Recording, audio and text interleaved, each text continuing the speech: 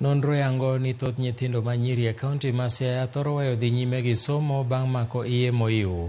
Gino mamiyo riwruok ma ok mar piny owacho midendo ni Forum for African Women Educationalists FAWE komakore kod 10 kaunti ma Siaya kod josilwedo mamoko ochako chenro mar tiegruok ewi yore mag duoko nyithindo makamagi e skunde mondo mi gichwal somgi kata bang' nyuol mar neno ni giyudo thuolo maromre gi jowetegi kendo chopo lekgi.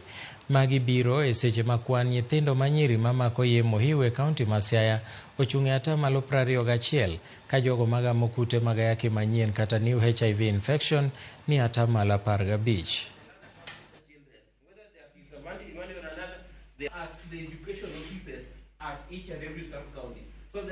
The basic essence of this project is to reduce the incidence of teenage pregnancy and child marriage in Siaya County. But again, today we are focusing on re-entry of teen mothers back to school. We find that there is a gap whereby those young girls who drop out of school because of teenage pregnancy are not given a second chance to go back to school and to achieve their goals. So we are here to, as multi-stakeholders in Siaya County, to see how we can bring our synergies together, discuss how we can come up with strategies that will enable teenage mothers who dropped out of school to be re-entered back to school, and also how they will be retained and transit to the next level of the academic life. No, winjo ka iwache forum moro ni wasedhi piny, to kwasedhi piny ma significant ahinya.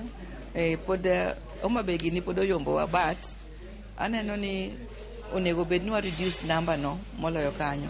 To an gima nawacho kawuono kane wayawo meeting en kata bed mana nyathi achiel momako ich, mano nyathi achiel too many. Koro kwanyalo chopo a situation ma kata gi